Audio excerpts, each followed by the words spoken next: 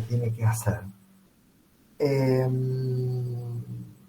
bueno, para quienes no estuvieron el otro día, comentarles que tuvimos un encuentro presencial que a mi gusto estuvo bueno, fue una cosa bastante rara, emotiva también en un punto, por lo menos yo me sentí bastante extraño, sobre todo al comienzo, parado al frente de un curso eh, con un pizarrón detrás mío. Y bueno, reencontrándonos con todas esas cosas, creo que lo que tiene que ver con el edificio, la sede, sí, tizas en general, de colores, ¿no? Estuvo bastante bien cuidado, estuvo bueno. Hoy vamos a retomar lo que vimos el lunes y bueno, creo que está en la perspectiva, por lo menos en la mía y en de algunas personas que participaron el lunes, de quizás repetirlo eh, quizás sobre el fin del curso, hacer como un repaso antes de los exámenes finales. eh, y posiblemente después me quedé pensando mientras volví a casa, y en este caso sí volvía, realmente estaba moviéndome, eh, después de entregados los trabajos, posiblemente, ¿no? Hacer como un repaso, un cierre de curso, pero bueno, lo vamos a ir viendo, falta un tiempo todavía y bueno, hay agua por correr debajo de los puentes. Así que bueno, vamos a retomar un poco lo que en el formato tradicional, que sería el de hoy, ¿no? Ya el otro es el novedoso a esta altura del partido. Vamos a retomar el formato tradicional para comenzar a plantear el bloque 10 de la materia, que es el neoliberalismo. Me puse a pensar por una vez, porque yo nunca, en lo que ha sido mi trabajo en el ciclo básico, como en otras instancias, no he dado el lujo de no tener más de una comisión. Y me puse a pensar en esas personas que por ahí tienen 2 o 3 comisiones y que tienen que, en un punto, transitar los mismos temas 2 o 3 veces. No, no lo había pensado hasta este momento en el cual me toca hacerlo, ¿no? Entonces, es extraño. Primero, la imposibilidad de repetir algo. Las cosas no se repiten. Y segundo, lo que debe pasar cuando realmente sí empezás a sentir que estás repitiendo algo que ya dijiste, que lo estás repitiendo casi igual. Y debes entrar como a burocratizar tu tarea docente, cosa bastante particular. Pero bueno, sí, en un punto lo de hoy es como una repetición o una reversión de yo de tener la espalda hecha pelota. El otro día alguien me dijo que tenía problemas no solamente en las cervicales, puesto que su columna estaba rectificada, sino que tenía problemas en el esternón también, porque trabaja programando y parece que está mucho tiempo así, y eso le generó un problema de rectificación cervical y de, no sé, como algo en el esternón. Me pareció muy extraordinario. Y yo me di cuenta el otro día que volví el curso con un agotamiento físico impresionante. Yo me había olvidado que era estar parado delante de un curso, moverte, escribir. Las posturas, cómo han cambiado con todo esto. Tenemos que cuidar las posturas, personas, por favor. Es un mensaje que me interesa transmitir por el cuidado de las vértebras y de las columnas de cada uno de nosotros.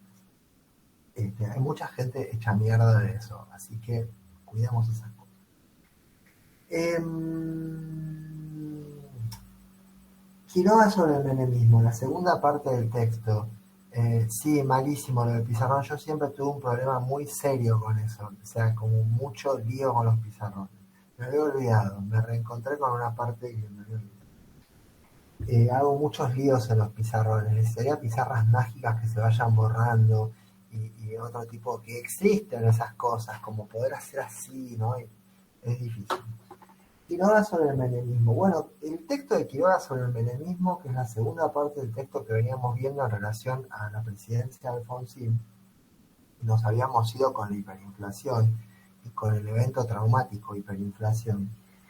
Quiroga lo primero que plantea a partir de la página 116 es: Menem va a ejecutar desde su acción de gobierno un programa opuesto al de la tradición peronista, opuesto a la tradición populista del peronismo. Es decir, tras la hiperinflación que el gobierno de Menem sufre en el año 90, se adopta a pie juntillas, al pie de la letra, un programa económico que se adapta a las exigencias del mercado, que se adapta punto por punto a las exigencias del mercado. ¿Cuáles son esas exigencias? Bueno, control del déficit fiscal, control de los gastos y los recursos del Estado, liberalización de la actividad económica, en cuanto a lo que tiene que ver al aperturismo financiero, pero también al aperturismo vinculado a la liberación de las importaciones, y fundamentalmente un muy fuerte proceso de privatizaciones, un muy fuerte proceso de achicamiento del aparato del Estado, en lo que va a ser leído como el ajuste del gasto público. Se va a entregar a manos privadas, nacionales y transnacionales, un trabajo social que el Estado argentino había venido acumulando durante todo el siglo XX. Hay un esquema de privatizaciones muy ambicioso en términos de la cantidad de recursos que se transfieren de manos públicas a manos privadas. Quiroga plantea una sobreactuación menemista en términos de ir hasta más allá de lo que los mercados le venían pidiendo, en su afán de congraciarse, de lograr una aquiescencia o una aprobación de parte de los sectores financieros y de las corporaciones locales también, ¿no? Este proceso de privatizaciones va a beneficiar tanto a sectores de capitales transnacionales como a sectores domésticos, locales, que van a participar también de esa fiesta o desguace del Estado. Nada de lo que deba ser del Estado, dice este señor Dromi, yo entiendo que en un fallido, quedará en manos del Estado. Entonces, bueno, así como comentábamos el otro día, yo les entregaba una fotocopia, esto que les voy a mostrar ahora, ¿no?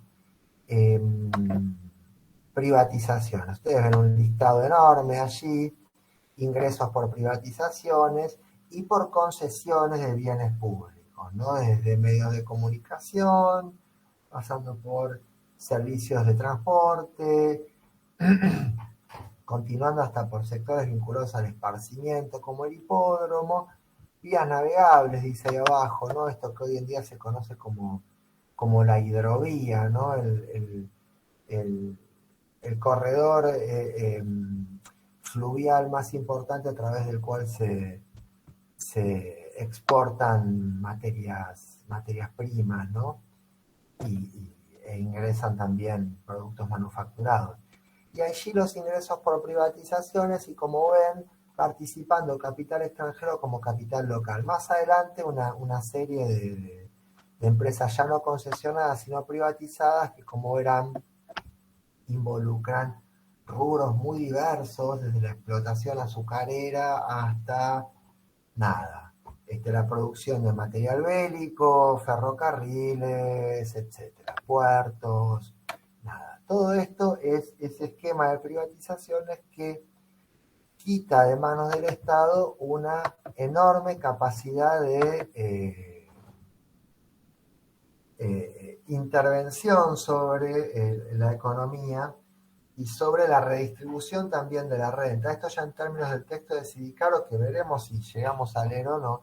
El Estado se priva a sí mismo de la capacidad de intervenir sobre la economía y sobre la distribución de recursos muy sensibles en cuanto a su redistribución de un sector a otro, de un sector social o inclusive de un área de la economía a otra área de la economía. Esto está acompañado por este esquema de convertibilidad que establece una paridad entre pesos y dólares que como recordaba Martín el lunes va a implicar la pérdida de 4 ceros para la moneda nacional, que se llamaba en ese entonces Austral y que pasa a ser el peso argentino, que es la que tenemos hasta hoy en día, milagrosamente. Pero cuyo valor en relación con la moneda norteamericana no termina de quedar muy, muy claro. La convertibilidad fijaba una equivalencia entre un peso y un dólar y reducía el peso argentino al mero valor de vale por un dólar, ¿no? Ahora, esta apertura económica, digo esto rápidamente para después pasar al texto de Maristela Svampa. Esta apertura económica junto con esta convertibilidad y esta aquiescencia de los mercados que infiltran y domestican el gobierno de Menem y producen que el Estado se reduzca a una mera estrategia de adaptación a las necesidades de los mercados, van a lograr producir una estabilidad en términos inflacionarios que va a llevar la inflación del 2000% anual del año 90 o del 3000 y pico del año 89 al 3% del año 1994, lo cual va a representar indudablemente un alivio para ciertos sectores sociales, al tiempo que la apertura económica, esto yo no lo mostré el lunes, pero estas cuestiones vinculadas a tener las cosas en una computadora también tienen su facilidad, al tiempo que, como verán, producto de el achicamiento del Estado y producto del aperturismo económico, la desocupación va a ir subiendo en Argentina de modo muy significativo durante esos años del menemismo, sobre todo a partir del año 93 y 94. Entonces, arma de doble filo, la desocupación pasa a ser un tema significativo, pero de modo muy progresivo. No es un salto que se produzca o que se verifique de un día para el otro y ni siquiera de un año para el otro. Pero los efectos en el mediano y en el largo plazo de las políticas aperturistas, de la convertibilidad y de la adaptación del Estado a las exigencias de las empresas privatizadas y de los capitales financieros van a ser nefastas en términos sociales. Entonces el menemismo produce, dice Quiroga, y esta es de alguna manera la gran mutación de la que va a hablar Maristela Svampa en su texto. El menemismo produce un giro muy fuerte de una economía en la cual el Estado tiene una enorme injerencia a una economía de libre mercado, pero podríamos decir es un giro fundamentalista, es un giro extremo y sumamente abrupto, cuyos efectos, insisto, se van a registrar y se van a verificar mucho más fuertemente a partir de la segunda mitad de los años 90. La primera mitad de los años 90 verifican o registran un nivel de modernización de ciertas estructuras y de ciertas infraestructuras, telefonía, caminos, autopistas, puertos, la destrucción de otras infraestructuras, como por ejemplo la estructura ferroviaria o las estructuras vinculadas a la aerolínea o a la línea de bandera, pero un efecto de estabilidad, ¿no? La estabilidad como un factor que es el principal logro que el gobierno menemista puede mostrar, junto con otro logro que puede mostrar que tiene que ver con la domesticación de la corporación militar. La corporación militar, las Fuerzas Armadas, que habían sido un factor de desestabilización permanente durante el gobierno de Raúl Alfonsín y que habían tutelado la actividad política en la Argentina prácticamente desde los años 30, son anestesiadas por una política muy controversial que adopta el gobierno de Menem, que tiene que ver por un lado con los indultos a los responsables del terrorismo de Estado, y Maristela Svampa va a decir la escasa movilización social alrededor de los indultos que Menem y van a ver que los textos de Quiroga y de Maristela Svampa son contradictorios en ese punto. Quiroga habla de una movilización social alrededor de lo que fueron, o en contra de lo que fueron los indultos de Menem, y Maristela Svampa va a plantear, a mi gusto, más ajustadamente, que no se produjo una movilización social por lo menos significativa en términos de lo que habían sido las movilizaciones de comienzos del gobierno de Alfonsín o de los primeros años del retorno a la democracia. Lo cierto es que esos indultos, por un lado, encolumnan a la corporación militar, pero en la otra mano, el gobierno de Menem lo que hace es castigar muy fuertemente un levantamiento militar que sufre durante su propio gobierno. ¿Sí? Es el gobierno de Menem sufre un levantamiento militar que reprime muy fuertemente usando las mismas Fuerzas Armadas. Entonces lo que hace por un lado es disciplinar a los díscolos y por otro lado indultar a los culpables. Y por otro lado, lo que mencionábamos el lunes, terminar con el servicio militar obligatorio, reducir muy fuerte y drásticamente el presupuesto militar, y esa política al mismo tiempo se incluye dentro de las pautas de achicamiento del Estado. Con lo cual, si hablábamos de corporaciones durante el gobierno de Alfonsín y decíamos que esas corporaciones eran, por ejemplo, el sector financiero y las corporaciones empresarias argentinas, bueno, ese sector financiero y esas corporaciones empresarias argentinas van a dictar la acción del gobierno de Menem. Van a dictar el plan económico del gobierno de Menem, con lo cual su sociedad, por decirlo de alguna manera, con ese gobierno va a ser casi completa, su identificación con ese programa de gobierno va a ser casi completa, con lo cual no van a representar un problema en términos de gobernabilidad, sí van a representar un problema en términos de las consecuencias que esas políticas van a tener para la clase trabajadora. La corporación militar es domesticada a través de la represión y a través de los indultos y a través del achicamiento de la estructura de las propias Fuerzas Armadas, y la corporación sindical, por un lado, va a ser cooptada en las estructuras de gobierno a través de la connivencia de ciertos sindicalistas vinculados a el empleo público. Perdón, ¿a ustedes les sale en la computadora el ruidito que hace mi WhatsApp en un grupo que tengo abierto y que no estoy pudiendo silenciar sin interrumpir la clase y que me está molestando muchísimo? No se escucha. Bueno, pero yo me voy a tomar un segundo para silenciar el WhatsApp porque me está poniendo de muy mal humor. Vieron que de vez en cuando es como que algunos grupos aparecen que uno los pone, no puede poner que se silencien eternamente, tiene como esa deficiencia, y al año aparecen otra vez. Bueno, listo, lo acabo de hacer, perdón. Y por otro lado, el achicamiento del Estado, el crecimiento de la desocupación va a ser, como decíamos el lunes, muy difícil la protesta sindical, la protesta social. Una sociedad con un nivel de desocupación elevado como el que Argentina va a ir teniendo a partir del 94, 95, etcétera, promueve una desmovilización de aquellos sectores que sí siguen teniendo trabajo. Porque la protesta se empieza a ejercer contra el fondo de un ejército de desocupados que es absolutamente funcional al capitalismo desregulador, ¿no? Entonces, bueno, la corporación sindical también se desactiva a través de ese doble movimiento de cooptación por parte del menemismo y de dificultad para mantener la protesta social en el marco de una creciente desocupación y de una creciente presión de trabajadores y trabajadoras desocupadas por ingresar en el mercado de trabajo. Entonces, quienes están dentro difícilmente protestan.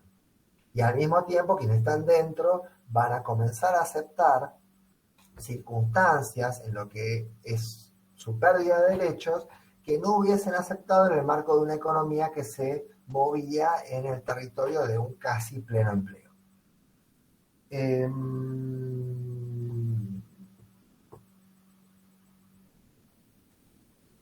El esquema de achicamiento del Estado en Argentina se produce, y esto lo plantea Quiroga en la página, creo que sí, Me estoy dando cuenta que soy mucho más desordenado dando clases adentro de la caja que de manera presencial, o por lo menos esta vez me pasó. Me estoy dando cuenta de eso ahora mismo.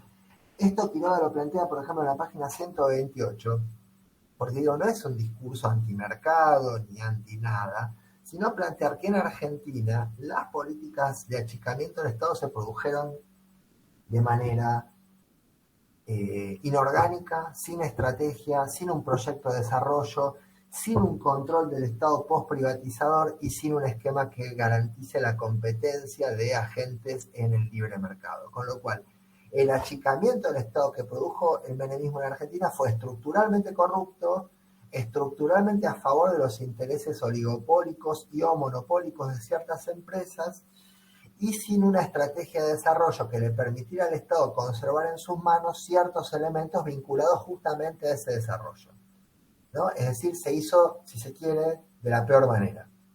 Lo cual es muy importante plantearlo, porque si no estaríamos cayendo en una especie de prejuicio, de prejuzgamiento respecto de las maneras de producir una actividad económica. Y que además se vio acompañado por el aperturismo económico que afectó brutalmente lo que era la industria nacional vinculada al consumo interno.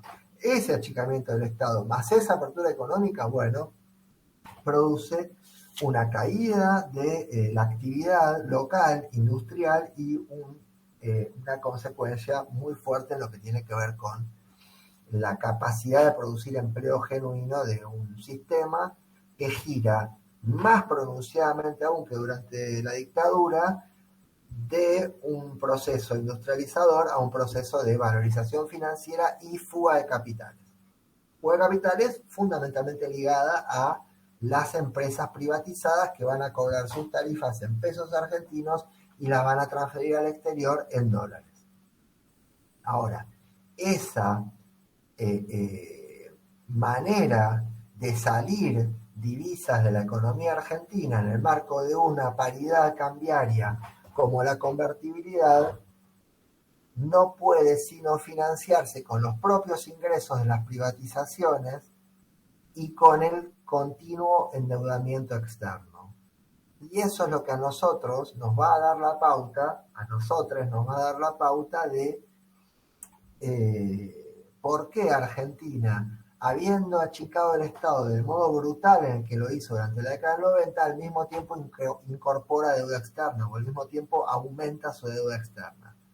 ¿Qué financió esa deuda? Bueno, esa deuda financió un esquema ficticio, artificial de paridad cambiaria que le permitió a las empresas privatizadas, sobre todo, pero también a empresas que obteniendo ganancias en pesos se garantizaban el cambio de esos pesos a divisas, formar activos en el exterior.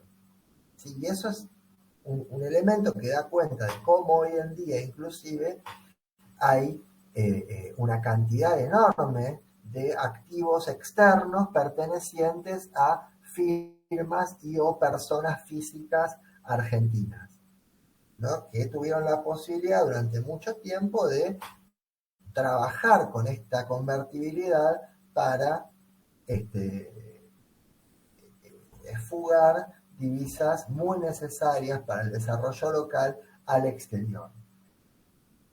Y ahí tenemos un poco la cuenta nuevamente de cómo el Estado neoliberal funciona de modo, o funcionó de modo, o funciona, no sé, díganlo como quieran, de modo muy perverso, habilitando una enorme transferencia de recursos del endeudamiento público a la formación de activos en el exterior por parte de sectores vinculados a la actividad financiera o empresarial local.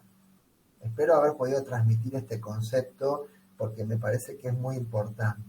¿Cómo genera pobres el neoliberalismo? Bueno, una de las maneras de generar pobres es transfiriendo recursos de este modo tan brutal de lo público a lo privado a través de una caja de convertibilidad que fue esta ley de convertibilidad. Entonces, si yo cobraba en Argentina un servicio, una tarifa en pesos, iba al Banco Central y más adelante lo fugaba, formando un activo en dólares en el exterior en el marco de una economía absolutamente desregulada como lo fue la economía menemista durante los años 90. Esa es la desregulación económica garantizada, imagen y semejanza de las recetas que ciertos sectores impusieron dentro del partido gobernante, en ese entonces el Partido Justicialista liderado por Carlos. Esa es la gran mutación, plantea Maristela Svampa en el texto que vamos a comenzar a trabajar hoy. La Argentina bajo el signo del neoliberalismo, así se llama el texto.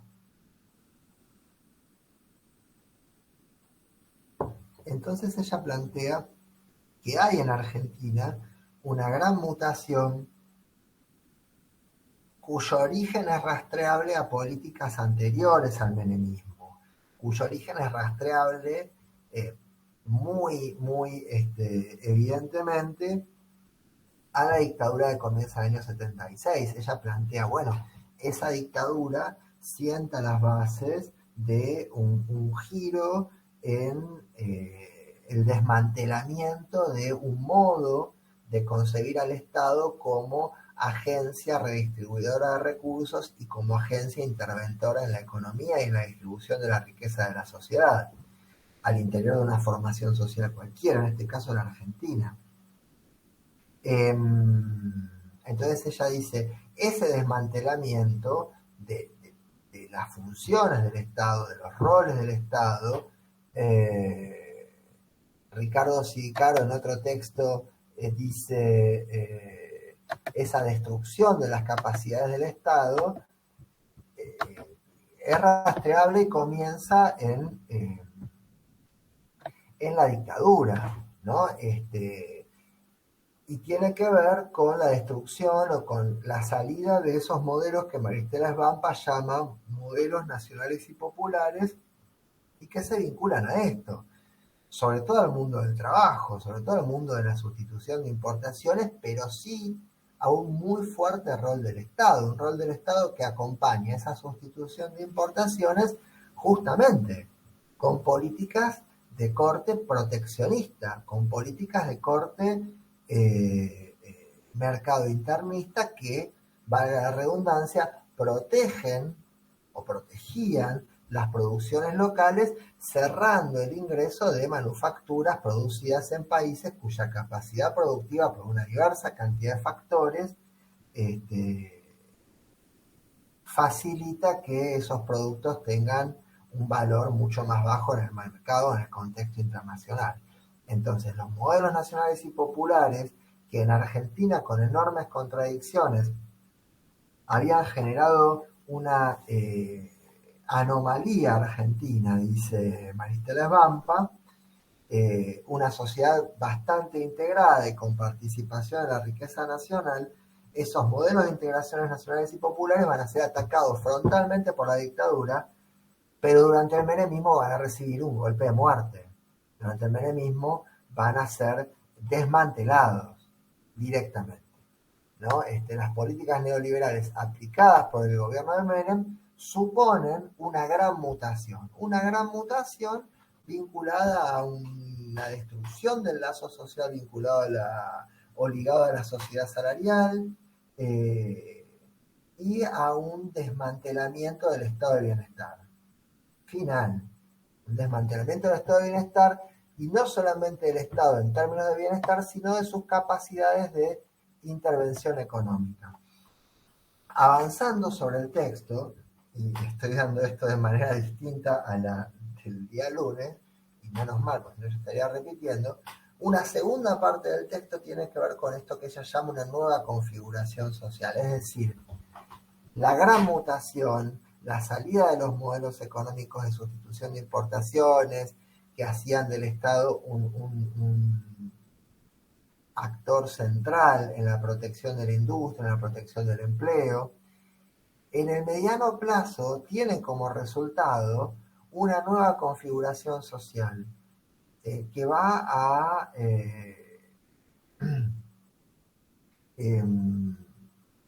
deshilachar esa sociedad, que va a producir una asimetría en la distribución de la renta, que va a producir un distanciamiento y una ruptura del tejido social cohesionado propio de esos modelos nacionales y populares, y que va a afectar a los tres sectores sociales principales en que ella divide la sociedad argentina: alto, medios o bajos, los sectores económicamente más concentrados, sectores medios y sectores populares, de una manera particular a cada uno de esos sectores, pero que en líneas generales produce una fragmentación social, produce una ruptura o una distensión del lazo social en general y al interior de cada uno de estos grupos, que ya vamos a ir viendo. Entonces es la lógica del texto: salida de los modelos nacionales y populares, modificación del rol del Estado, iniciada en la dictadura y ahondada durante el menemismo, y esas modificaciones que ella llama gran mutación, teniendo severas consecuencias sociales en términos de la fragmentación social, la concentración de la riqueza y las crecientes asimetrías dentro de una sociedad que había funcionado hasta los años 70 u 80 de manera más o menos cohesionada y con escasos niveles de marginalidad. Y en cuanto a lo que sería una comparativa con otros países latinoamericanos, distribuyendo la renta de un modo bastante menos asimétrico, y esto es lo que ella llama la excepcionalidad argentina hasta los años 90.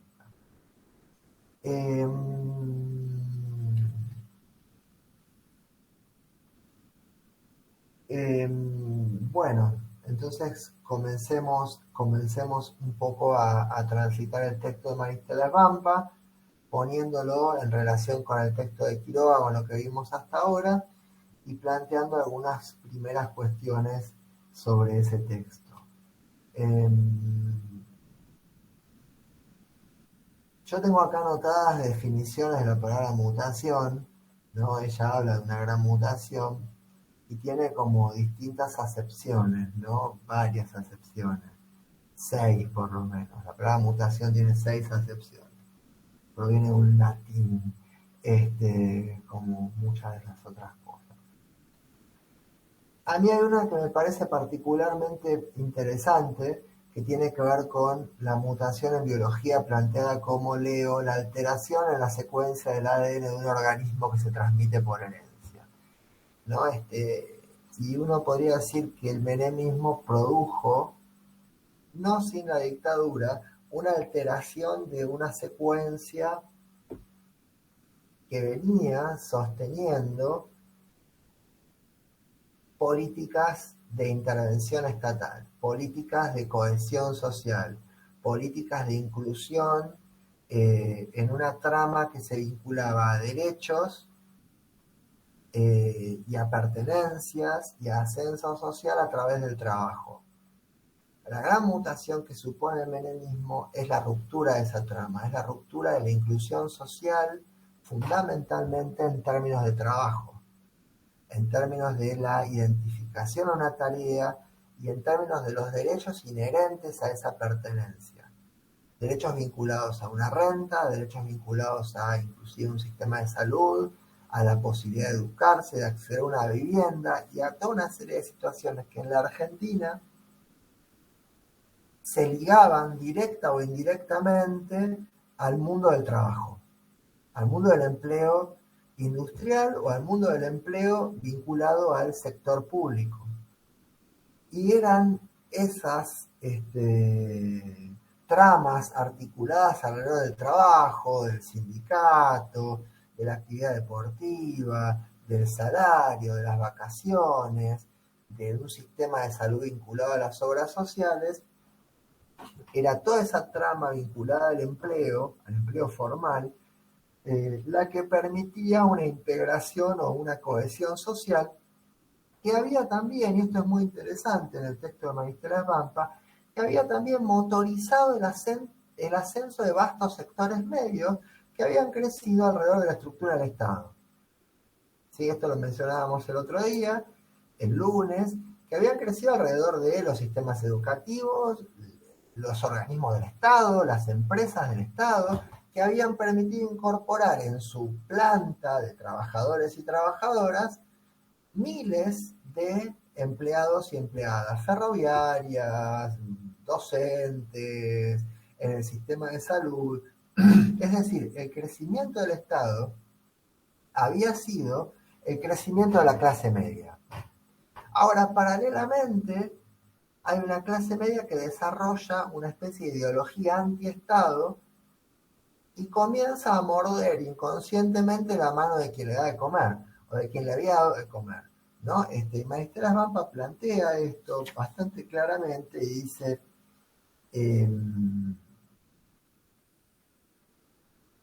la clase media comienza a quejarse del tamaño del Estado, comienza a quejarse del gasto público, comienza a ser trabajada por un discurso antiestatal que va a estar en la base de el consenso o la aquiescencia de ciertos sectores medios para con el desmantelamiento estatal y esa estrategia de shock que pone cientos de miles de personas en la calle a través del achicamiento del Estado. Y que va a significar, entre muchas otras cosas, una movilidad social descendente de esa misma clase media que pedía lo que finalmente llega y que termina perjudicándola formalmente.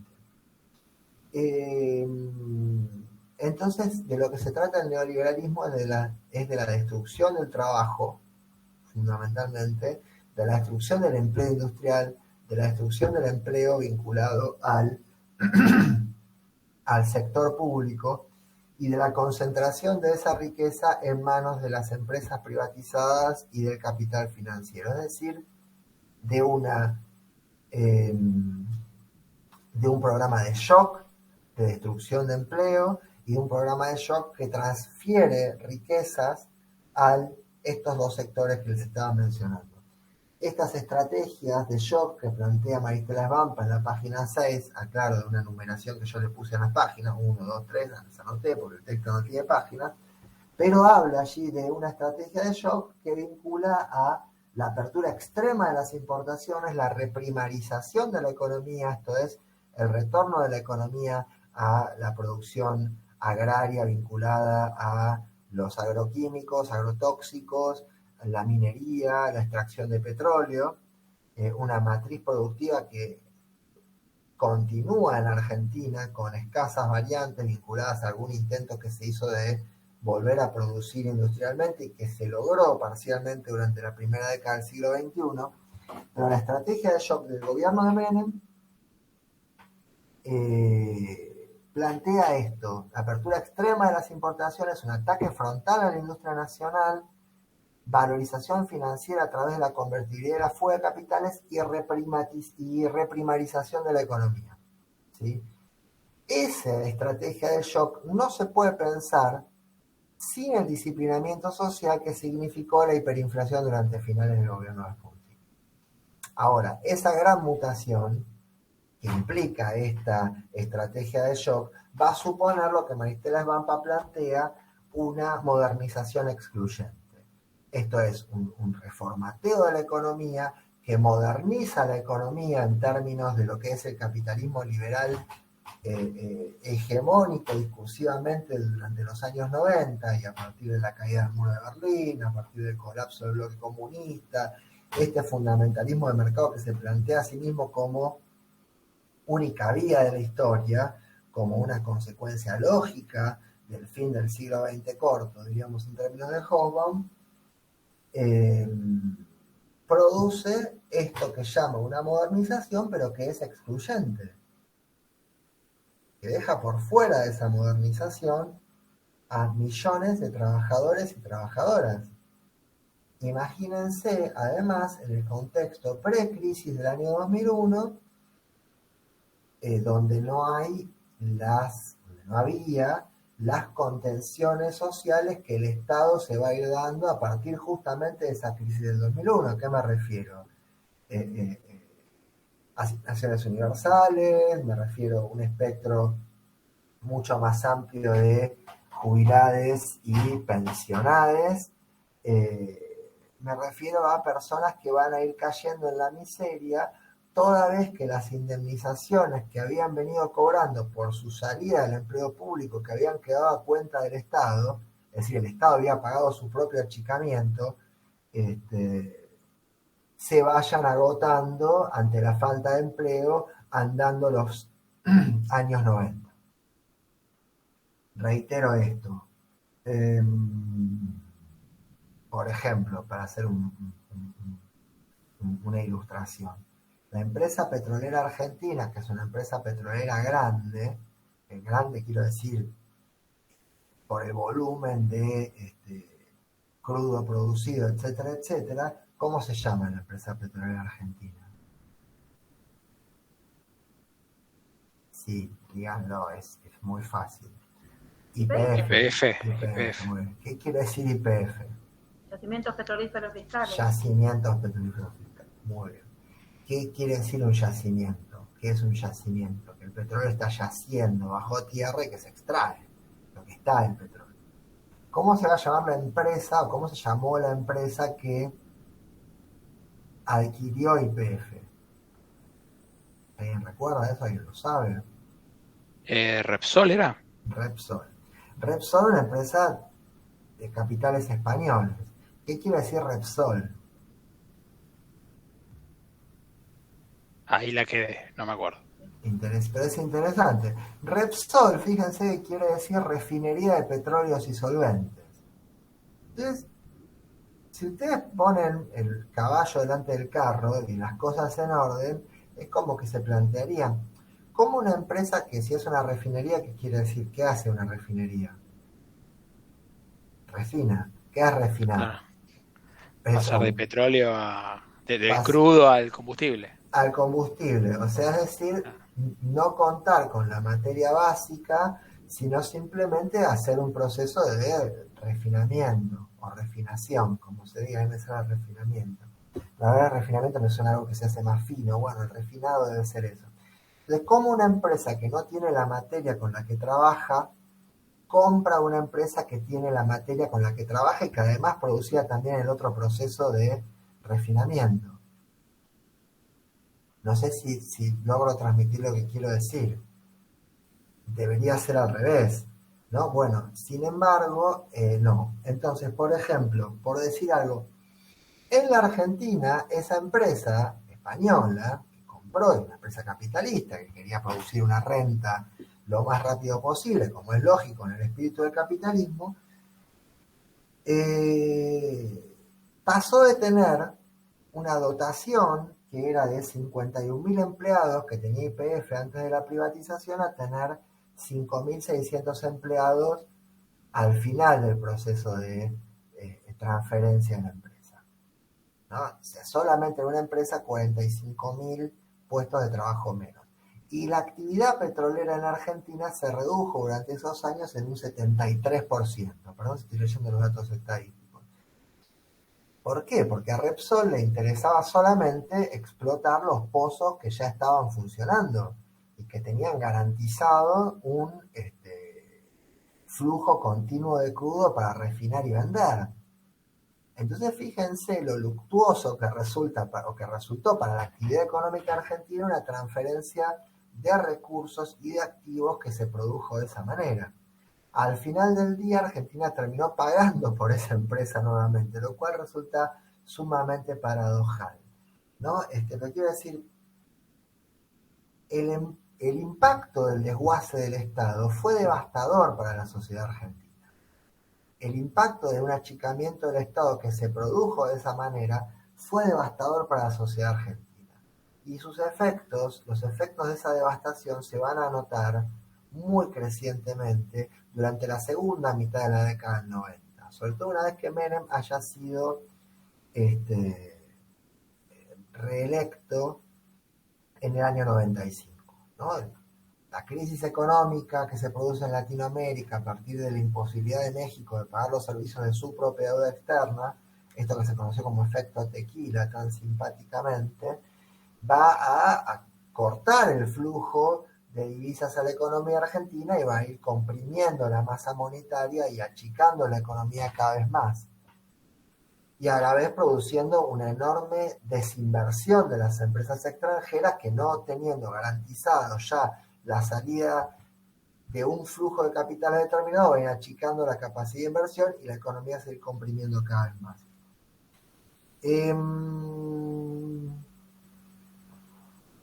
Entonces, desindustrialización, achicamiento del Estado, modernización excluyente, crecimiento de la desigualdad y el Estado operando cada vez más, modificando su rol y convirtiéndose cada vez más en una agencia que intentaba garantizar el control social crecientemente a partir de la represión. ¿De la represión de quiénes? De esos sectores que, quedándose sin trabajo y más adelante sin indemnización, se encuentren imposibilitados de incluirse nuevamente en un circuito productivo que los incluyera en la trama del trabajo, en la trama del empleo formal y en la trama de las relaciones de producción capitalista. Entonces, repasando, gran mutación es achicamiento del Estado, gran mutación es actividad financiera, gran mutación es fuga de capitales, es un Estado que se retira de su rol de protección de la industria nacional, que se abre indiscriminadamente.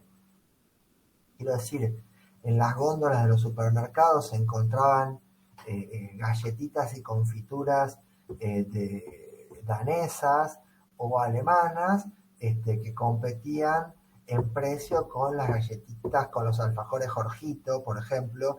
Perdón, que los alfajores son recurrentes en este curso, pero que siempre nos encargamos de sostener contra la invasión bárbara de los productos extranjeros. Pero quiero decir, era muy difícil para la producción local sostenerse en ese marco de apertura indiscriminada. Y esto que plantea Maristela Svampak, que comento, que son las economías de enclave, modelos agrarios de enclave, dice ella. Esto es soja, básicamente, y soja transgénica.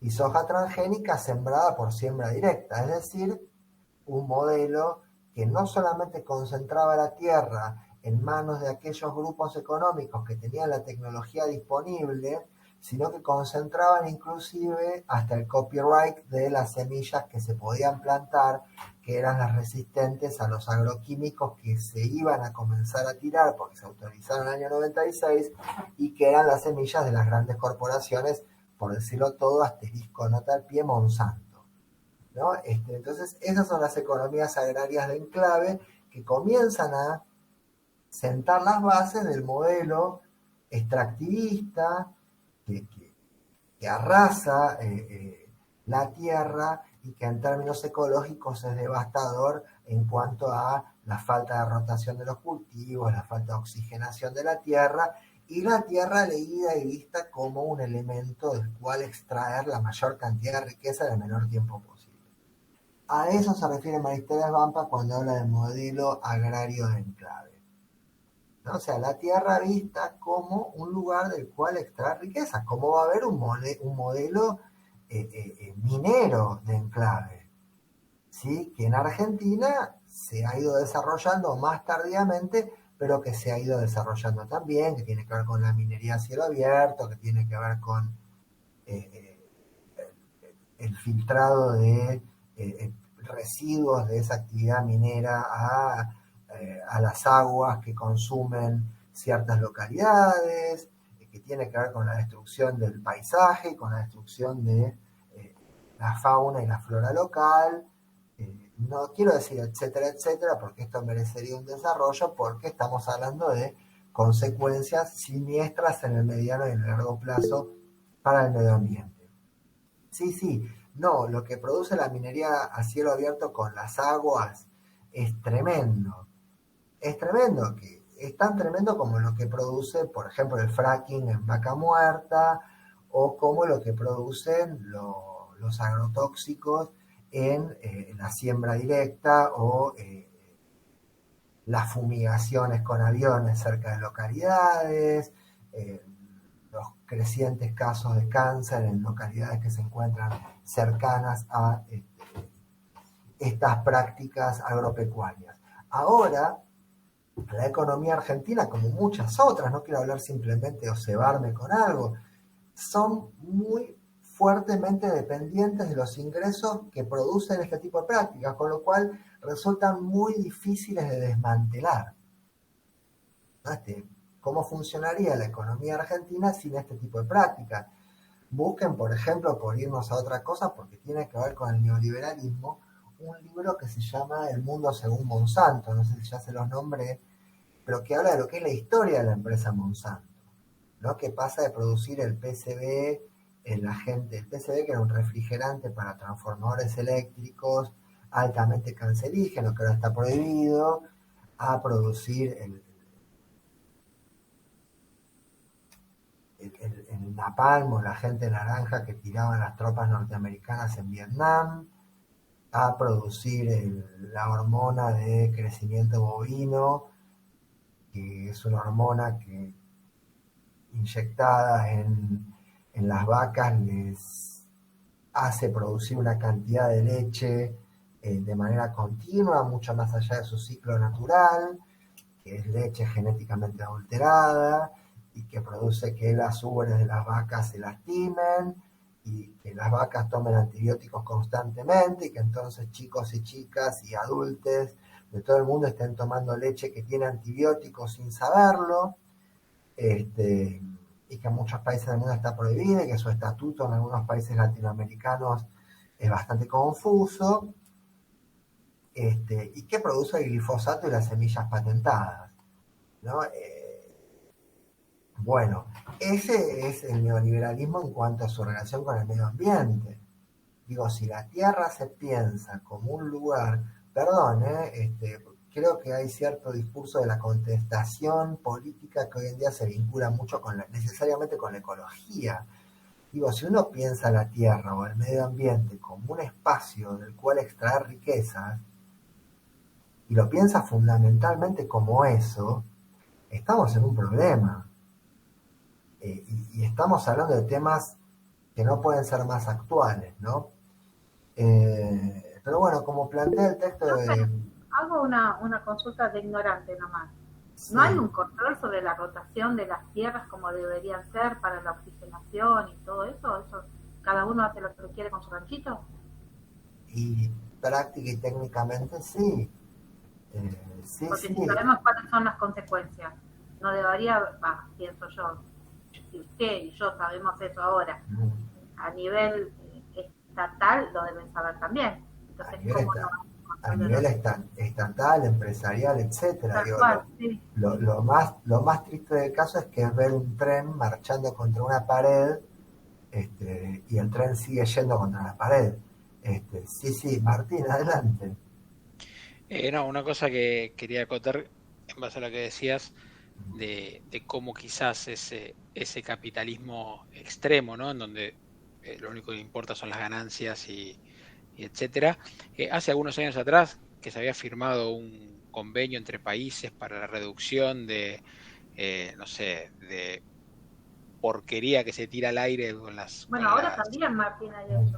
Perdón. bueno, y Estados Unidos no firmaba en ese Ujú. momento. No sé ahora, creo que tampoco, pero en ese momento los países dijeron, vamos a reducir la cantidad de monóxido de carbono que generamos de acá no sé, hasta el año 5000, no sé, una pavada así que nunca se va a cumplir, pero no importa, pero por lo menos firmaban diciendo vamos a reducir los niveles de monóxido, y Estados Unidos dijo, no, primero mi economía, Sí, esto que se después llama el resto. el protocolo de Kioto, ¿no? Además Eso. hay el surgimiento de unas nuevas derechas que directamente desestiman esto. Donald Trump en su momento, el Sí, bolsonarismo en Brasil, ¿no? Que sí que, desestiman estas cuestiones, dicen directamente esto es mentira, no está pasando, es un discurso ideológico, socializante que nos viene a hablar de ecología, tenemos que hacer crecer nuestra economía, pero eso sucede en muchos lugares. Yo recuerdo cuando se produjeron estas discusiones en relación a la instalación de estas productoras de pasta de celulosa sobre el río Uruguay, no sé si alguien recordará eso, en, en la margen uruguaya, en la banda oriental del río Uruguay, que se produjeron estas discusiones bastante intensas, sobre esta empresa que se llamaba Bodnia, era una empresa finlandesa, Cuando uno recorre esa parte del Uruguay, y les recomiendo que hagan cuando tengan la chance, el tiempo, el dinero, y cuando el tipo de cambio se modifique un poco, sobre todo, que hagan ese recorrido por Uruguay, porque es bellísimo.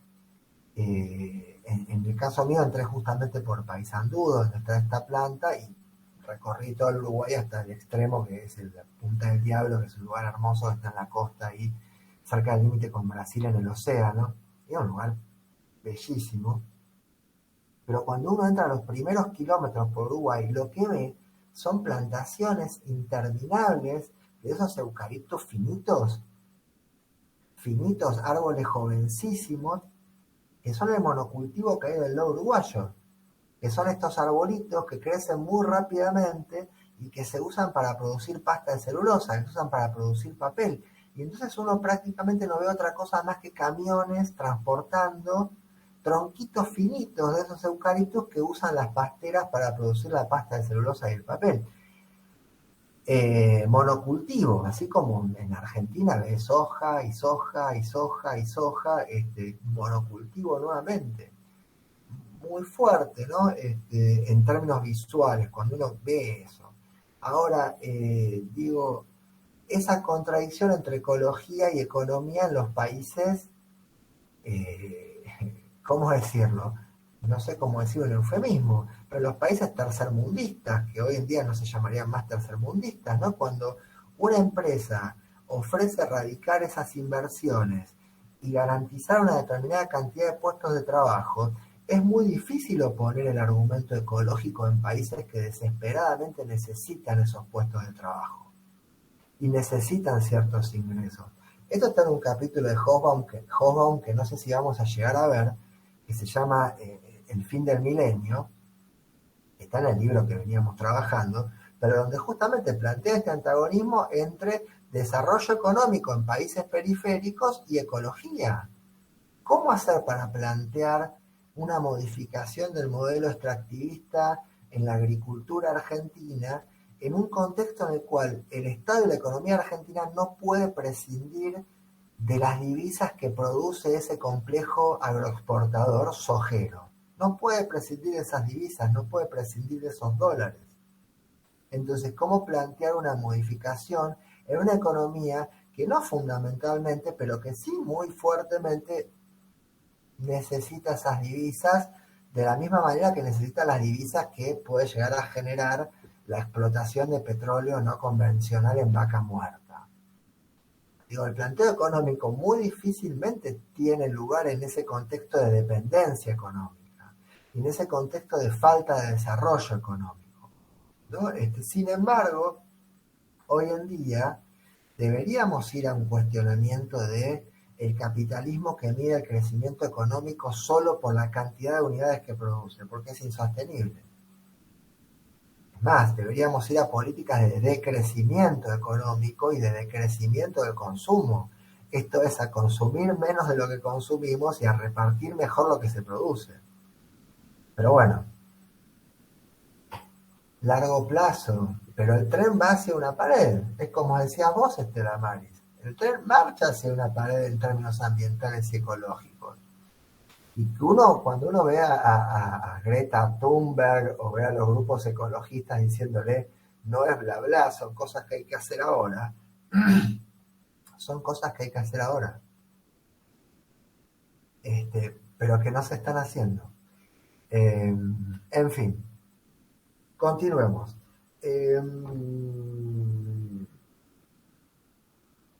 La gran mutación.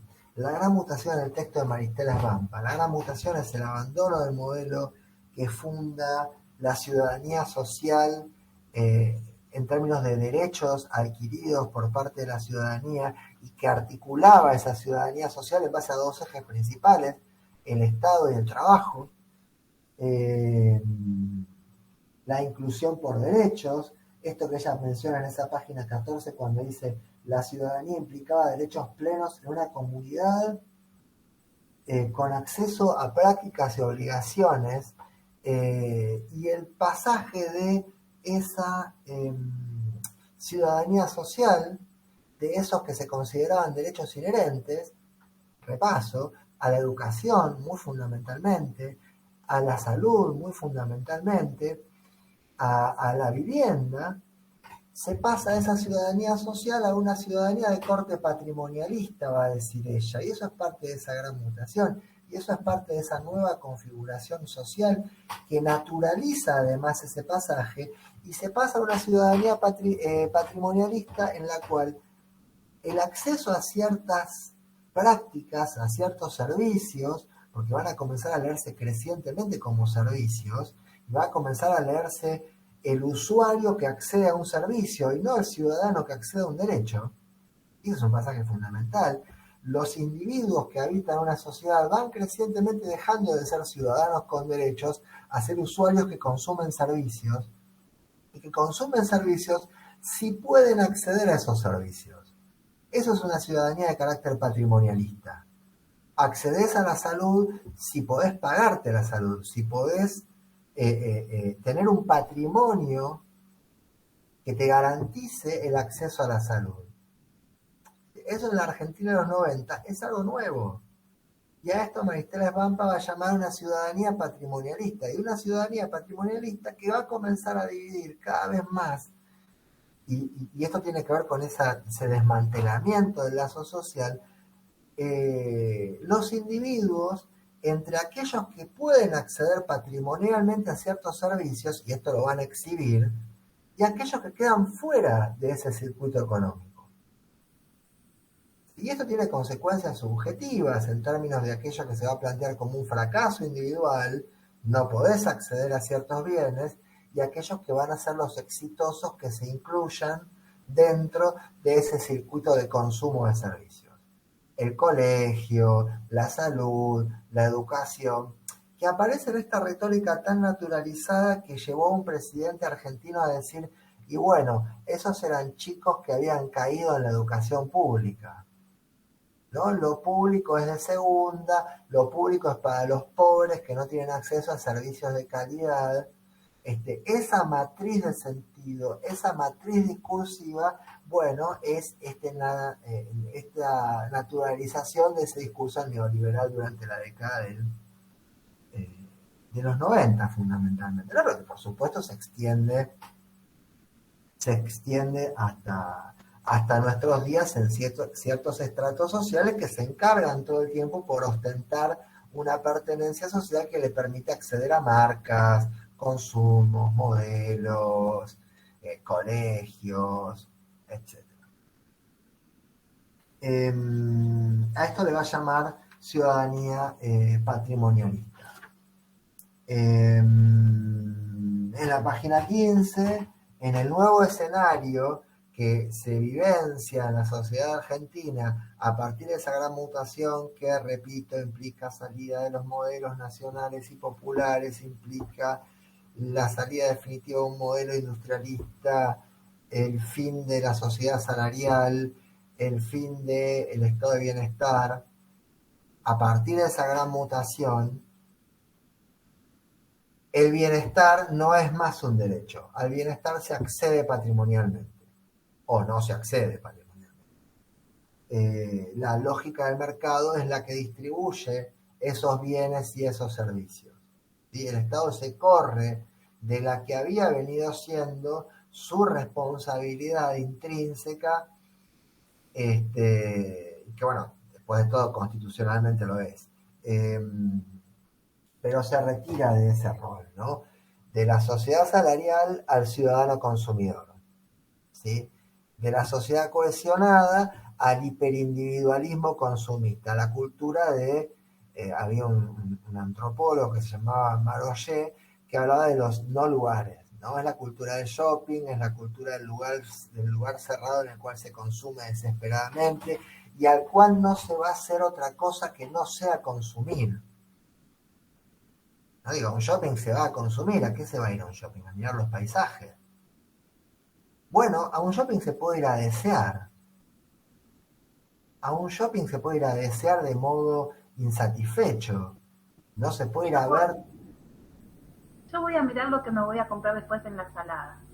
porque en el shopping claro. me es imposible. Entonces voy ahí, veo lo que me gusta y busco lo que me gusta en otro lugar. Por eso, perdón por decirlo, pero es un lugar al cual se van a desear objetos inalcanzables, Desde mi ¿no? punto de vista, sí. Produce como esa trama social tan vinculada a un deseo que se satura en el consumo, ¿no? Más yéndome por las ramas, es el fármaco, ¿no? Es la dosis, es un gran remedio para un gran mal, como dice el tema de, si no me equivoco, los redondos. Es dame una dosis de consumo de algo que calme el malestar que estoy sintiendo. Digo, o como un tema de divididos que se llama salir a comprar. Salgamos a comprar algo que nos calme ese vacío existencial que las sociedades de consumo nos producen, porque, ¿cómo decirlo? Alienan nuestro deseo de consumo. Ese es el ciudadano hiperindividualista que piensa en consumir y que piensa en que su realización personal pasa por el acceso a cierto... En términos subjetivos es demoledor de la subjetividad como la podemos pensar vinculada a, no sé, al goce artístico, a la contemplación, a la solidaridad social, ¿no? Adelante, Martín. Ahora que decís eso, me acuerdo que hace no mucho leí una frase que decía, tenemos que dejar de pensar que progresar significa tener acceso a más consumo, ¿no? Como que muchos lo toman por ese lado, ¿no? Que es progreso si puedo consumir más, simplemente eso. Sí, hay como, hay hay situaciones, perdón por la autorreferencia, pero lo cuento porque me pareció gracioso. Me pareció gracioso, no significativo. Hace un tiempo, en un momento de mi vida, produzco esto que están de clase media, que es cambiar el auto. Voy y cambio el auto. Tenía un auto, compro otro auto. O sea, es un auto. Para mí un auto, ¿qué es un auto? Es un objeto que traslada cosas o personas de un lado al otro. Eso es un auto, por ello me equivoco. Sé que es muy ingenua mi manera de pensarlo. Un auto en sociedades falocéntricas suele ser algo mucho más complejo. En un auto se suelen jugar expectativas sociales, anhelos, cosas de las que me di cuenta por esos días cuando registré algunas cosas, ¿no? Entonces, por ahí alguien veía que, nada, había cambiado el auto. Entonces venían y me decían cosas como, por ejemplo, che, te felicito, qué lindo. Yo pensaba, es un auto. O sea, es un auto, es una cosa que tiene unas ruedas y que tiene un volante y que me traslada de un lado al otro. Pero gente felicitándome. Entonces decía, che, aparte, un auto choto, tampoco es que me compré, no sé, un auto como, no sé qué auto, un auto que vuela, es un auto común y corriente. Pero gente que me felicitaba por el auto. Yo decía, claro, pero no, pero nadie te felicita por otras cosas. Digo, yo me quiero mandar la parte, pero yo he hecho algunas cosas en mi vida que considero que por ahí son, ¿cómo decirlo?, como más valiosas que un auto. Como decirlo, che, nadie me felicitó, no sé, por ejemplo, qué sé yo, por escribir un trabajo que se publicó en un lugar y que para mí fue como una investigación y fue un esfuerzo y le puse un montón de energía linda. Sí hubo gente que me felicitó, pero del palo. Hubo mucha gente que no te felicita por esas cosas, ¿no? Es como que sí, sí, Joel, adelante.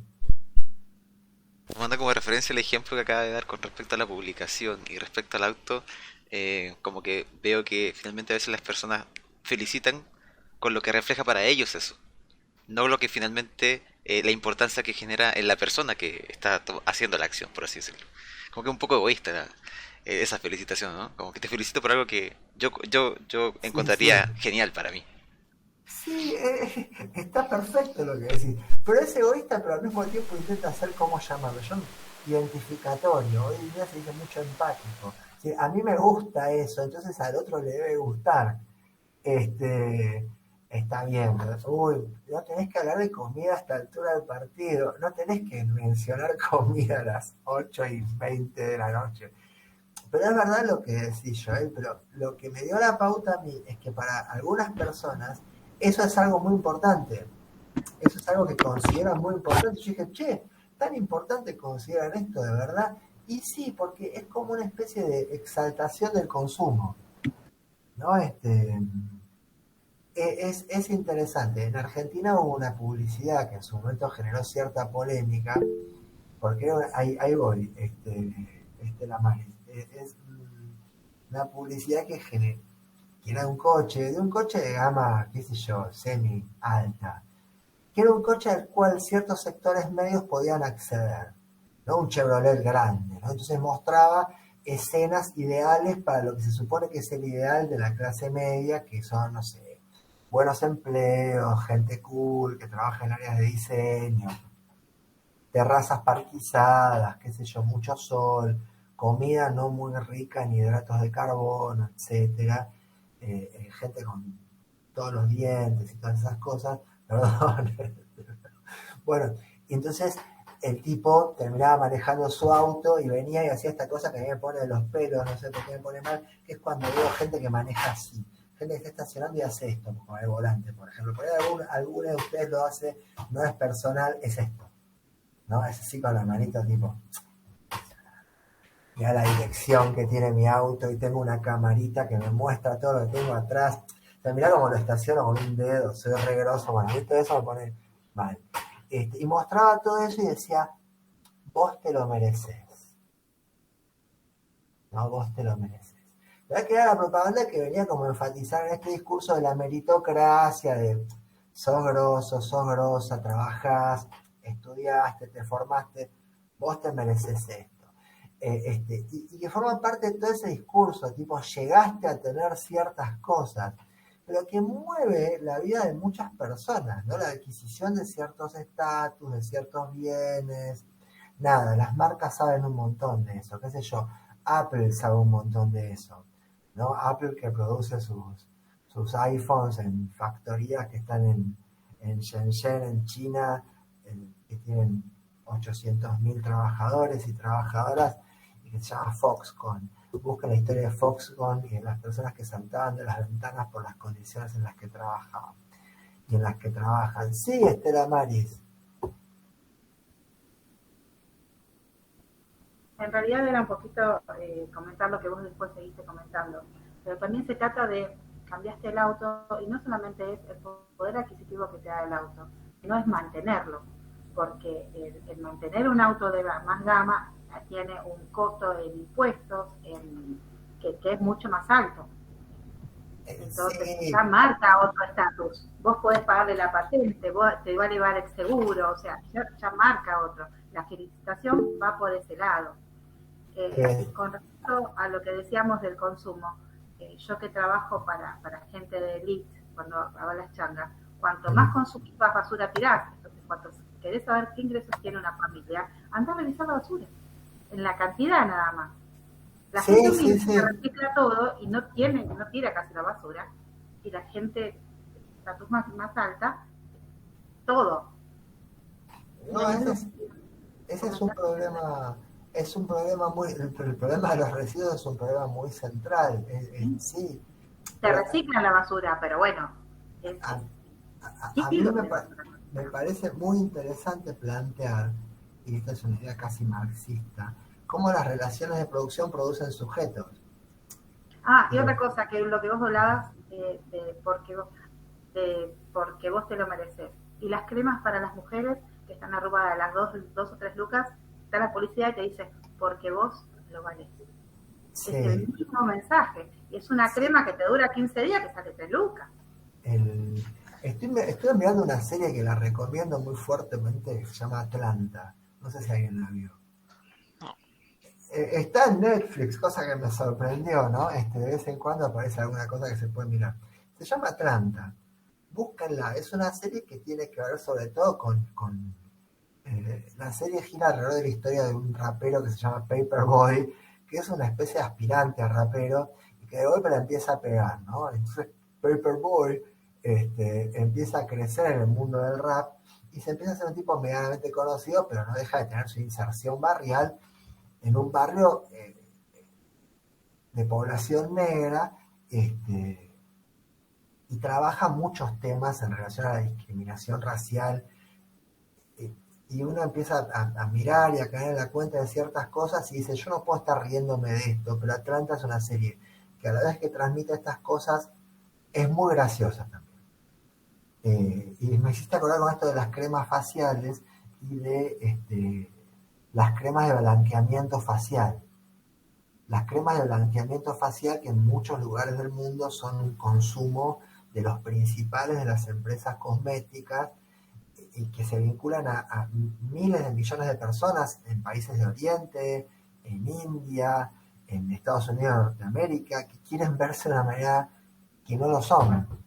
Quieren verse de una manera que se aproxime más a la idea de lo que deberían ser, ¿no?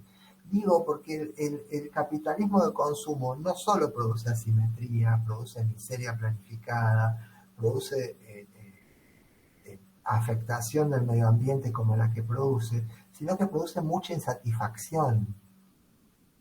Produce muchísima insatisfacción en quienes consideran que pueden tener el acceso al bienestar o a la felicidad dentro de ciertos consumos o a través de ciertos consumos, ¿no? Esa promesa de felicidad, diría Lacan, que se vincula a lo que se plantea como el acceso al consumo, es algo que produce muchísima tristeza, en definitiva. Sí, Martín, adelante. Creo que una vez lo escuché a Mujica, al expresidente uruguayo, decir que millonario no es aquel que más tiene, sino el que menos necesita, ¿no? Sí. Creo que es una muy buena frase como para tener uno como de cabecera, ¿no? Sí, yo tiene esa especie de sabiduría así, tan transmisible, ¿no? Pero sí, tal cual, sí, recuerdo esa frase, él estuvo muy bien cuando dijo eso. Pero es cierto, ¿no? Esto de que, no fuiste vos, que mencionaste la obsolescencia programada de los teléfonos, ¿no? Sí, lo había mencionado. O sea, no solamente los teléfonos, todos los objetos tecnológicos tienen. Los teléfonos tienen la facilidad de poder ponerle actualizaciones que finalmente terminan deteriorando tu teléfono. Pero Claro. los microondas también los tienen. Las ampolletas también. Sí. Es un tema muy interesante porque digo, no podemos parar, ¿no? Ayer una digresión mínima que tiene que ver con otro trabajo. Ayer un paciente me dijo, Instagram es el nuevo pucho. Pucho en Argentina es el cigarrillo, ¿no? Claro, por si yo... sí, ok. Instagram es el nuevo pucho. Y me lo dijo así, ¿no? Y yo dije, sí, yo había pensado muchas veces las adicciones a las redes sociales y a ciertos dispositivos y demás, pero nunca alguien me lo había dicho así. Nunca alguien me había dicho, ayer estuve 2 o 3 horas en Instagram a la noche y dormí muy poco y dormí muy mal y estuve 2 o 3 horas mirando Instagram y mirando no sé qué. Si alguien me preguntaba qué había mirado en las últimas 2 horas, yo no podía decir nada. Yo no podía decir qué había mirado. Lo cual me pareció muy impresionante, ¿no? Porque sí, la animación del siglo XXI, pero aparte meta, ¿no? La realidad virtual, los personajes virtuales que se encuentran en habitaciones virtuales con otros personajes virtuales y que consumen cosas virtuales, ¿no? Claro, pensémoslo, porque también la sociedad la materia nos tiene que traer a temas muy actuales.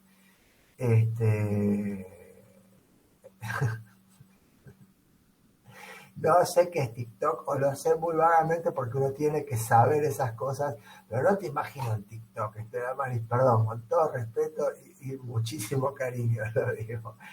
¿Eras TikToker, Maris? ¿Really?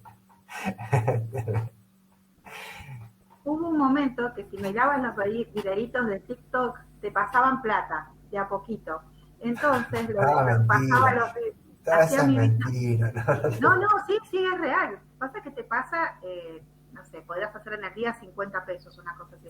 Pero en un momento que yo lo necesité, entonces lo dejaba correr y hacía mi vida.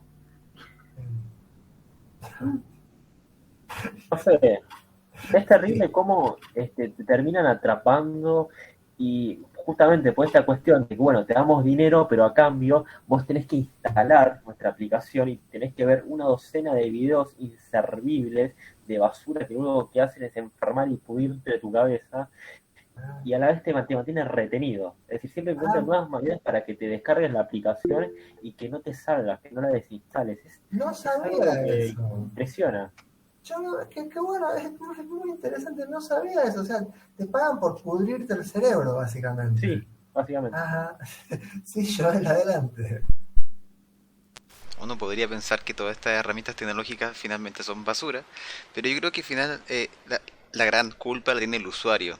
O sea, si finalmente seguimos lo que queremos ver de verdad y no nos dejamos influenciar por lo que finalmente está presente en el constante, en el colectivo, la información que tú no puedas consumir, tanto en Instagram como en TikTok, yo no tengo TikTok, pero me han contado, va a ser de importancia y va a ser nutritiva, no va a ser basura. Ahora, solemos caer como sociedad en estas cosas banales que finalmente te entregan un poco de estímulo rápido y como tú decías también, ¿qué carajos miré? No me acuerdo en estas 2 horas. Y me pasa, ahora me acabo de hacer la pregunta y dije, sí, efectivamente eso ocurre. Como, ¿qué miré de verdad? ¿Qué consumí? ¿Qué fue nutritivo para mí en este pasar de horas? Tal Nada. cual. Sí, sí, sí, sí, sí. Martín y después te la Mari. Sí, muy cortito con esto que decía Joel. Es decir, claramente hay un montón de, de basura dando vuelta. Para mí la tecnología potencia, ¿no? Potencia lo bueno y potencia lo malo.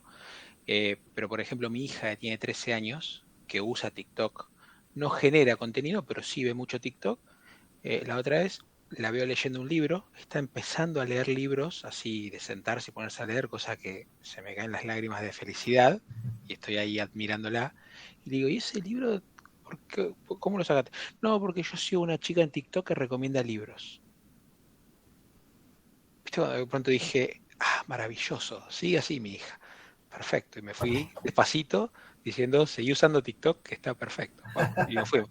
Entonces, yo creo que es una cuestión de que claramente depende de los gustos de cada uno, hay gente que lo usa solamente para boludear, y qué sé yo, de última para divertirse y entretenerse un rato no debe estar mal, no lo uso yo obviamente, pero quizás porque estoy viejo, pero no debe estar mal, eh, pero también tiene, dependiendo del contenido que uno consuma, cosas que pueden llegar a ser muy provechosas.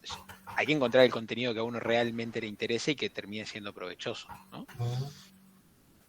Comparto. Estela Maris. ¿Había levantado la mano? Sí, sí, sí, lo que le quería comentar a Joel, no sé cómo será en Chile, perdón, ¿no? Que utilice este medio, es que no solamente es el TikTok, el celular, es el Instagram, acá te subís al colectivo, Joel, y tiene una camarita, tenés una pantalla, entonces que empiezan a pasar videos continuos, y yo a veces me encuentro mirándola y de repente digo, ¿dónde me tengo que bajar? Y no estoy viendo absolutamente nada. Así que hasta eso llegamos. Y para vos, Martín, mi hijo de 16 empezó con el tema del manga y ahora lee hasta novelas ligeras.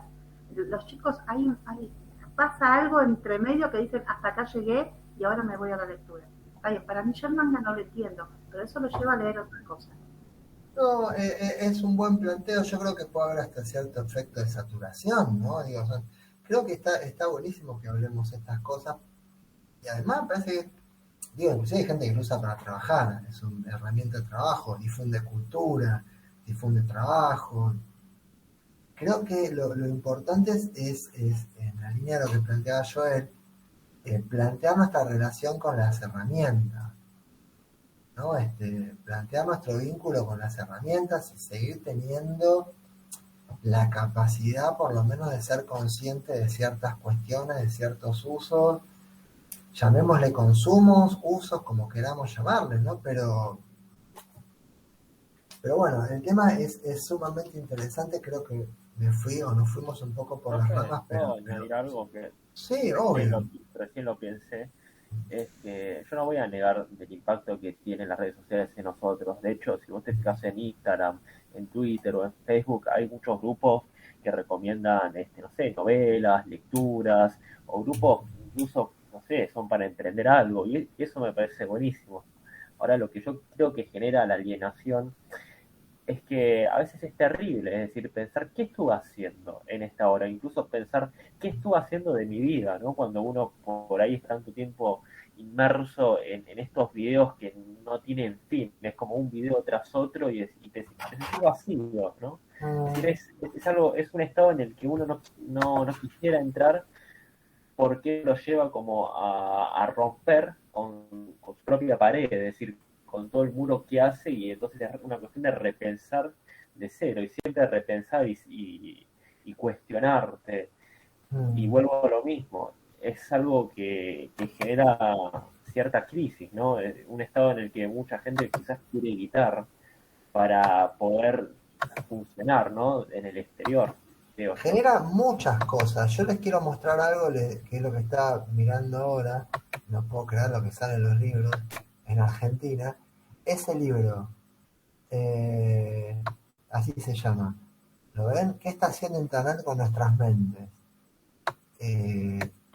Si lo consiguen, está en ebook. 3.600 pesos. Sí, sí, sí. Yo lo descargué. Perdón, no tengo que decir un caso como están grabando.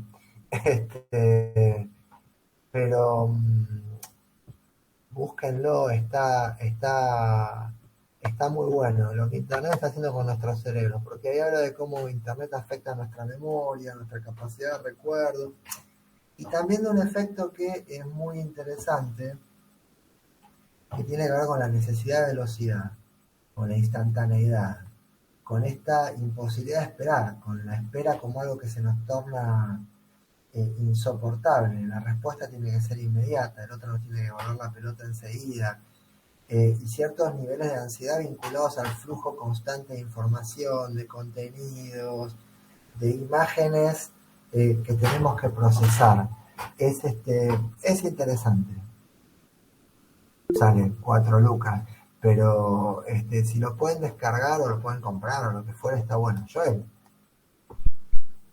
Estamos recomendando cosas y hablando del tema, y algunos tienen Netflix. Yo vi un documental que se llama El dilema de las redes sociales en Netflix. Es bueno, no sé qué tan bueno, pero habla mucho sobre esto que estábamos recién conversando. Y lo que sí me gustó de ese documental es que hablan los mismos diseñadores de estas mismas aplicaciones y finalmente cómo generaron un impacto en la sociedad. Entonces eso es interesante, como que viene directamente de la fuente y de lo que pensaron ellos cuando estaban haciendo ese desarrollo y del impacto que tuvo posteriormente que a veces no veían venir. Entonces, por eso la obra es interesante. Bueno, ahí tenés otra vez el punto, el mismo punto que venimos hablando, que me parece que es como una pregunta general, ¿no? Digo, cuando vos haces algo o producís una herramienta y esa herramienta después tiene efectos que vos no calculaste y que no sabes muy bien cómo manejar, esto es lo mismo, ¿no? En realidad es la relación nuestra con herramientas. Así que bueno, eso es algo que está bueno, que si nos quedan un par de clases después de la entrega del trabajo, como para ahondar en esos sujetos posmodernos o post-posmodernos que somos, ¿no? Aunque no entre eso después en ningún examen ni nada, pero para conversarlo un poco otra vez, más allá de lo productivo y de la obligación, ¿no?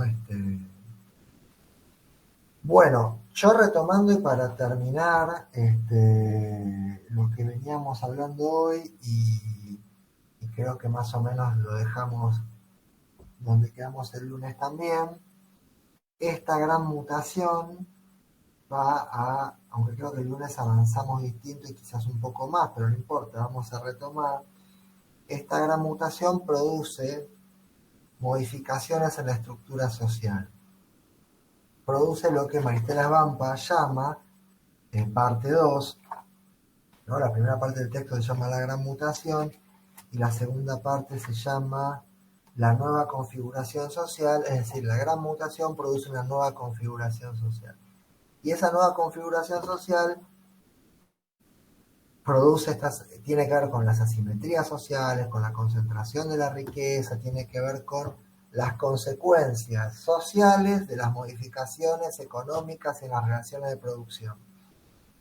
Y esas consecuencias sociales atraviesan los sectores dominantes en la economía, los sectores más concentrados en la economía, atraviesan los estratos medios que van a ser fragmentados, escindidos, y atraviesan los sectores populares o las clases trabajadoras de la sociedad que van a, justamente, en virtud de estar o de haber estado ancladas a la estructura del empleo, van a ver caer su nivel de vida de modo dramático y surgir en su seno un nivel de marginalidad que la sociedad argentina antes no tenía. Con lo cual, por plantearlo muy rápidamente, la nueva configuración social va a tener que ver con un lazo social desgarrado, con